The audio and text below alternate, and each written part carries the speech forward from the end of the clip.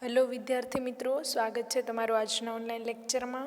તો આજના ઓનલાઈન લેક્ચરમાં આપણે ઝૂલોજી સેમેસ્ટર 3નું જે પેપર નંબર 303 છે એમાં યુનિટ નંબર ફર્સ્ટ કન્ટિન્યુ કરીશું, કે જેમાં આપણે આગળ ફાઇલમ, પ્રોટોઝોઆ અને એના ક્લાસિફિકેશનની વાત કરી. તો આજના લેક્ચરમાં આપણે ફાઇલમ પોરીફેરા, એના કેરેક્ટરિસ્ટિક્સ, ક્લાસિફિકેશન અને એના એક્ઝામ્પલ્સની વાત કરીશું. તો ફાઇલમ પોરીફેરા એટલે કે સમુદાય જે છિદ્રકાય છે એના કયા કયા સામાન્ય લક્ષણો હોય છે કે એ બધા એનિમલ્સને એ સમુદાયમાં મૂકવામાં આવ્યા છે અને એમાં કયા કયા ઉદાહરણો આવે છે. તો જોઈએ આપણે જે ફાઇલમ પોરીફેરા છે એ બધા જ કેવા હોય છે? અસમરચના ધરાવતા પ્રાણીઓ હોય છે અથવા અરીય પણ સમરચના ધરાવતા હોય છે. આપણે જાણીએ છીએ એમ સમમિતિ જે હોય છે એ ઘણા બધા પ્રકારની હોય છે. દ્વિપાર્શ્વીય સમમિતિ હોય છે, અરીય સમમિતિ હોય છે. એવી રીતે અલગ અલગ પ્રકારની શરીરની સમરચના જોવા મળે છે અને બધા કેવા હોય છે? બહુકોષીય પ્રાણી હોય છે. પ્રીવિયસ લેક્ચરમાં આપણે ફાઇલમ, પ્રોટોઝોઆમાં બધા એનિમલ્સ જોયા, બધા કેવા હતા? યુનિસેલ્યુલર અથવા એસેલ્યુલર, કે બધા એકકોષી પ્રાણીઓ હતા. હવે જે સમુદાય છે છિદ્રકાય, નામ ઉપરથી આપણને ખ્યાલ આવે, છિદ્ર અને કાય એટલે શરીર. એની જે શરીર રચના છે એટલે એના શરીર પર બહુ બધા છિદ્ર આવેલા હોય છે. છિદ્રિષ્ટ એનું શરીર હોય છે. કેવું હોય છે? છિદ્ર એટલે કે કાણાવાળું અથવા પોરસ બોડી હોય છે. આખું શરીર ઉપર ઘણા બધા છિદ્ર આવેલા હોય છે. એ છિદ્રની મદદથી એની અંદર જે પાણી છે એ શું થાય છે? એન્ટર થાય છે. એની અંદર જે પાણી એન્ટર થાય છે અને શરીરની જેટલી દેહ ધાર્મિક ક્રિયાઓ એ બધી એના દ્વારા થતી હોય છે. અને જે ઉપરની સાઈડ અહીંયા ઓસ્ક્યુલમ આવેલું હોય છે એનાથી પાણી બહાર નીકળતું હોય છે. હવે આ છિદ્રિષ્ટ બોડી હોવાથી એની અંદર કેનાલ સિસ્ટમ જોવા મળે છે. શું જોવા મળે છે? Canal system. અલગ અલગ પ્રાણીઓમાં અલગ અલગ કેનાલ સિસ્ટમ જોવા મળે છે. એટલે કે નામ પ્રમાણે અલગ અલગ કેનાલ સિસ્ટમનું નામ આપ્યું છે, આપણે આગળ જોઈશું. આ બધા પ્રાણીઓ કેવો હોય છે? બધા બહુકોષીય પ્રાણીઓ હોય છે. એટલે કે ઘણા બધા કોષોથી બનેલા હોય છે, પરંતુ એનામાં કોષીય બંધારણ હોવાથી પેશીય રચના જોવા મળતી નથી. એટલે કે બહુકોષીય છે પણ એ બધા કોષો ભેગા મળીને પેશીની રચના કરતા નથી. એટલે કે પેશીય અથવા અંગનું આયોજન જોવા મળતું નથી. એનું શું હોય છે? અભાવ હોય છે. હવે આ એનું પોરસ બોડી છે એટલે કે છિદ્રિષ્ટ બોડી છે, તો શું હોય? અંદર નલિકા અને ઘણી બધી ચેમ્બર્સ આવેલી હોય છે. એનાથી પાણી અંદર એન્ટર થાય છે અને જે ઓસ્ક્યુલમ છે એના દ્વારા શું હોય છે? બહાર નીકળે છે અને શરીરની બધી જ જે ફિઝિયોલોજીકલ એક્ટિવિટી હોય એ કરતી હોય છે. ઓકે, તો જોઈએ આપણે એના સામાન્ય લક્ષણો. બધા જ પ્રાણી કેવું હોય છે? બહુકોષીય હોય છે, પરંતુ એ બધા કોષો ભેગા મળીને પેશીની રચના કરતા નથી. એટલે કે પેશી અને અંગોનો શું હોય છે? અભાવ હોય છે. કોષીય બંધારણ જ ધરાવે છે. એમાં ડિવિઝન ઓફ લેબર એટલે કે કાર્યની વહેંચણી જોવા મળે છે. એક એક પર્ટિક્યુલર સેલ હોય એ એક એક કાર્ય સાથે સંકળાયેલો હોય છે. ધારો કે આ સેલ છે એ ડાયજેશન એટલે કે પાચન તંત્ર સાથે સંકળાયેલો છે. પછીનો સેલ છે એ શેના સાથે સંકળાયેલ છે? એક્સક્રીશન માટે. એન્ડ ધેન રેસ્પિરેશન, શરીરની જેટલી દેહ ધાર્મિક ક્રિયાઓ છે એના માટે પર્ટિક્યુલર એક એક સેલનું કાર્ય હોય છે. એટલે કે ડિવિઝન ઓફ લેબર જોવા મળે છે, કાર્યની વહેંચણી જોવા મળે છે. પરંતુ પેશીઓનો અને અંગોનો શું જોવા મળે છે? અભાવ જોવા મળે છે. આ પોરીફેરાના જેટલા એનિમલ હોય છે બધા કેવું હોય છે? એકાકી અથવા વસાહતી, ઇન્ડિવિજ્યુઅલ અથવા કોલોનીમાં જોવા મળે છે. મોટા ભાગે તો એકાકી જ જોવા મળે છે અને ઘણા બધા એવા હોય છે કે શું હોય છે? કોલોની બનાવીને રહેતા હોય છે સજોડે. અને આ કેવા હોય છે? એકાકી. અને કેવું જીવન ગુજારે છે? સ્થાયી એટલે કે શેષાલ હોય છે. મુક્ત તરતા જોવા મળતા ઓછા હોય છે. હવે આપણે આગળ જોઈએ. બધા જ પ્રાણીઓ જલીય માધ્યમમાં વસે છે. એટલે કે બધા કેવા હોય છે? બધા જ એક્વેટિક એનિમલ હોય છે. એમાં મોટા ભાગના છે બધા મરાઈન જોવા મળે છે. એટલે કે ખારા પાણીમાં, સમુદ્રમાં જોવા મળે છે અને થોડાક મીઠા પાણીમાં પણ જોવા મળે છે. ઓકે, એની સમમિતિ આપણે આગળ વાત કરીએ એમ કેવા જોવા મળે છે, એસિમેટ્રિકલ હોય છે અથવા રેડિયલ સિમેટ્રી જોવા મળે છે. અરીય સમમિતિ અથવા અસમરચના એટલે કે કોઈ પણ એની સંરચના જોવા મળતી નથી. સંરચનાની વાત કરીએ આપણે તો આપણે મનુષ્યનું બોડી અથવા કોઈ પણ એનિમલનું લઈ લો. એનું એનિમલ છે, એના 2 હાથ છે, 2 પગ છે. હવે આપણે એને એક્ઝેક્ટલી વચ્ચેથી જો 2 ભાગ કરવામાં આવે, વચ્ચેથી કાપો મૂકવામાં આવે તો એના 2 સરખા ભાગ પડશે. એટલે કે આ કેવી ધરાવે છે, બાયલેટરલ સિમેટ્રી એટલે કે દ્વિપાર્શ્વીય સંરચના ધરાવે છે. ઓકે, તો આમાં કેવી જોવા મળે છે, આમાં અસમરચના એટલે કે બોડીનો કોઈ નિશ્ચિત શેપ હોતો નથી. એટલે એની જે રચના હોય એ કેવી હોય છે, અસમ અથવા અરીય જોવા મળે છે. હવે શરીરની વાત કરીએ તો મોટા ભાગે સિલિન્ડ્રિકલ એટલે કે નળાકાર જોવા મળે છે અને વેરિયેબલ હોય છે, બદલાતું રહેતું હોય. એનો શરીરનો કોઈ નિશ્ચિત આકાર નથી હોતો, એ બદલાતો હોય છે અને ગાદી આકારનું હોય છે અને નલિકામય. આપણે કીધું છિદ્રિષ્ટ છે એટલે એની અંદર ઘણી બધી નલિકામય રચના આવેલી હોય છે. શરીર દિવાલની વાત કરીએ તો કેવું હોય છે, દ્વિગર્ભસ્તરીય કેવું હોય છે, 2 સ્તરોનું બનેલું છે. દ્વિ એટલે 2, ગર્ભસ્તરીય એનું જર્મ લેયર છે એ 2 સ્તરોનું બનેલું હોય છે. એક તો બહારનું છે, આ ધારો કે એનિમલ છે, આ બહારનું છે એ શું છે, એક્ટોડર્મ એટલે કે બહારનું બાહ્ય સ્તર છે અને આ અંદરનું હોય છે શું હોય છે, એન્ડોડર્મ. એક્ટોડર્મ અને એન્ડોડર્મ એટલે કે દ્વિગર્ભસ્તરીય હોય છે. હવે જે આ 2 એક્ટોડર્મ અને એન્ડોડર્મ છે એની વચ્ચે જિલેટીન ધરાવતું એક ઘટ્ટ પ્રવાહી આવેલું હોય છે. એની અંદર ઘણા બધા અમીબોસાઇટ્સ નામના ઘણા બધા સેલ આવેલા હોય છે. ઓકે, દ્વિગર્ભસ્તરીય રચના છે એનું શરીર, એનું દિવાલ દ્વિગર્ભસ્તરીય આવેલી હોય છે, એક્ટોડર્મ અને એન્ડોડર્મ. ઓકે, આગળ વાત કરીએ આપણે છિદ્રિષ્ટ શરીર હોય એટલે એનામાં શું આવેલી હોય છે, ઘણી બધી નળીઓ એટલે કે નલિકાઓને ચેમ્બર આવેલી હોય છે જેમાંથી પાણીનો પ્રવાહ અંદર આવે છે અને ઓસ્ક્યુલમમાંથી એ બહાર નીકળી જાય છે. પ્રચલનનો અભાવ જોવા મળે છે. આ કોઈ પ્રકારનું લોકોમોશન કરતા નથી. આગળ આપણે જોયું એમ એ બધા કેવા હોય છે, એ બધા સ્થાયી જીવન જીવતા હોય છે એટલે કે બધા સેશાયેલ હોય છે, કોઈ પણ ફ્રી લિવિંગ હોતા નથી. સેશાયેલ હોય છે એટલે એને લોકોમોશન કરવાની જરૂર જ નથી અને કેવો સ્થાયી વસવાટ કરે છે. ફક્ત ડિંભ અવસ્થા દરમિયાન પ્રચલન જોવા મળે છે. એની લાઈફ સાયકલ દરમિયાન જ્યારે એ ડિંભ અવસ્થામાં હોય ત્યારે એનું પ્રચલન જોવા મળે છે. બાકી તો એ મોટા ભાગે કેવું હોય છે, સંપૂર્ણ સ્થાયી જીવન પસાર કરતા હોય છે. હવે કંકાલ તંત્રની વાત કરીએ તો શું આવેલા હોય છે, એમાં સ્પિક્યુલ્સ આવેલા હોય છે એટલે શૂળો જે સિલિકાની બનેલી હોય છે અને સ્પોન્જીસ એટલે રેસાઓનું. આપણે આર્ટિફિશિયલ સ્પોન્જ હોય છે કેવું હોય છે, પોરસ હોય છે, ઘણા બધા પોર આવેલા હોય છે, એનાથી શું થાય, વોટર એબ્ઝોર્બ થાય છે. એવી રીતે આ જે પોરીફેરાના જેટલા એનિમલ હોય છે એનું પણ બોડી કેવું હોય છે, પોરસ હોય છે, છિદ્રવાળું હોય છે. એટલે વોટર એબ્ઝોર્બ કરે, બધા છિદ્રથી વોટર અંદર આવે અને ઓસ્ક્યુલમથી એ બહાર નીકળી જાય છે. મોટાભાગના પ્રાણીઓમાં સ્કેલેટનનો અભાવ હોય છે. આ પ્રાણીઓમાં પાચન ગુહાનો અભાવ હોય છે. એમાં કોઈ પણ પ્રકારનું પાચન તંત્ર જોવા મળતું નથી.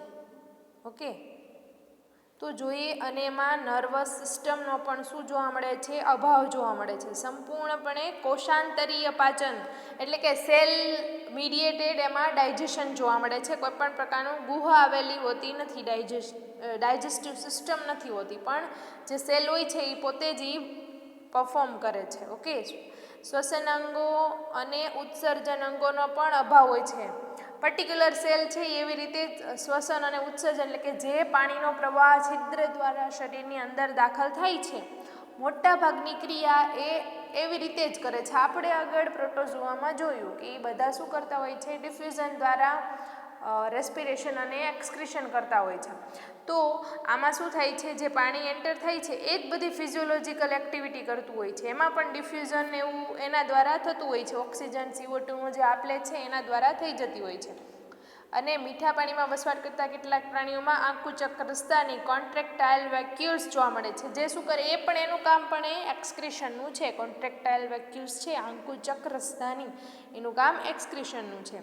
મોટા ભાગે આ બધા પ્રાણીઓ કેવા જોવા મળે છે, ઉભયલિંગી એટલે કે નર અને માદાના જે પ્રજનન અંગો હોય એક એનિમલમાં જ પ્રેઝન્ટ હોય છે. એનું ફર્ટિલાઇઝેશનની વાત કરીએ તો કેવું હોય છે, ઇન્ટરનલ અંતઃફલન જોવા મળે છે, અને કેવું સેક્સ્યુઅલ રિપ્રોડક્શન લિંગી પ્રજનન ધરાવે છે. હવે ઝાયગોટ હોય છે એનું પૂર્ણ ડિવિઝન જોવા મળે છે, વિખંડન જોવા મળે છે. જોઈએ આપણે વિકાસ દરમિયાન મુક્તજીવી પક્ષમાં ધરાવતા એમ્ફીબ્લાસ્ટ્યુલા અથવા પેરેન્કાઇમ્યુલા બને છે. એ આપણે આગળ વાત કરીશું. એનું જે લાઈફ સાયકલ આપણે ભણીએ ત્યારે ડિમ્બ અવસ્થામાં શું એમ્ફીબ્લાસ્ટ્યુલા કેવી રીતે બને છે, એટલે કે જે ફલિતાંડ બને પછી એનામાંથી ડિવિઝન થઈને પેરેન્કાઇમ્યુલા અને એમ્ફીબ્લાસ્ટ્યુલા બનતું હોય છે. લિંગી પ્રજનનની સાથે સાથે ઘણીવાર અલિંગી પ્રજનન, મોટા ભાગે અલિંગી પ્રજનન પણ જોવા મળે છે. એમાં સ્પેશિયલી બડિંગ કલિકા સર્જન, વાદળીમાં સ્પેશિયલ કલિકા સર્જન જોવા મળતું હોય છે. અંતઃકલિકા કે જેમ્યુલ્સનું નિર્માણ થાય છે. મોટા ભાગની વાદળીઓમાં શું જોવા મળે છે, રીજનરેશન પાવર બહુ હાઈ જોવા મળે છે, એટલે કે જે પુનઃસર્જન એનો કોઈ પણ અંગ અથવા બોડીનો કોઈ પણ પાર્ટ છે એ લોસ્ટ થઈ ગયો, ડેમેજ થઈ ગયો, તો એની જગ્યાએ નવો એનો વિકાસ થશે, એનું સર્જન થશે, એટલે પુનઃશક્તિ રીજનરેશન પાવર બહુ જ હાઈ જોવા મળે છે. ઓલ ઇનવર્ટિબ્રેટ અને વર્ટિબ્રેટ્સમાં જે પોરીફેરાના એનિમલ્સ છે એમાં સૌથી વધુ રીજનરેશન પાવર જોવા મળતું હોય છે. એક કહેવામાં આવે છે કે વાદળી હોય છે ને તમે મિક્સરમાં ગ્રાઇન્ડ કરી દો અને સાવ ઝીણા ઝીણા એના ટુકડા થઈ જાય, એમાંથી પણ એક સંપૂર્ણ વાદળીનું સર્જન થવું શક્ય છે. એમાંથી અસંખ્ય વાદળીઓ બને છે, એટલે એમાં રીજનરેશન પાવર ખૂબ જ વધારે જોવા મળે છે. જે પુનઃસર્જન શક્તિ છે એ વધારે જોવા મળે છે. બાહ્ય સ્તર અને અંતઃસ્તર જેવા પ્રાથમિક ગર્ભસ્તરો વચ્ચેનો ભેદ પારખી શકાતો નથી. આપણે જોયું કે દ્વિગર્ભસ્તરીય તો જોવા મળે, પણ એની વચ્ચે જિલેટીનનું આખું લેયર આવેલું હોય છે, એટલે એમાં આપણે આઈડેન્ટિફાઈ નથી કરી શકતા કે આ ઇન્ટરનલ લેયર છે કે એક્સટર્નલ છે. ઓકે, જોઈએ આપણે આગળ એનું વર્ગીકરણ જોઈએ. આ હતા એના સામાન્ય લક્ષણો, કે આ બધા લક્ષણો ધરાવતા એનિમલ ફાઇલમ પોરીફેરાના એનિમલ્સ છે. એનું વર્ગીકરણ જોઈએ તો એ સમુદાયના 3 મેઇન વર્ગ પડે છે. એક છે કેલ્કેરિયા, બીજું છે હેક્ઝેક્ટેનિલિડા, ત્રીજું છે ડેમોસ્પોન્જિયા. કેલ્કેરિયા, હેક્ઝેક્ટેનિલિડા, ડેમોસ્પોન્જિયા, આ 3 છે એ એના ફાઇલમ પોરીફેરાના મેઇન ક્લાસ છે. કેલ્કેરિયાનું ઉદાહરણ છે લ્યુકોસોલેનિયા અને ગ્રેનિશિયા.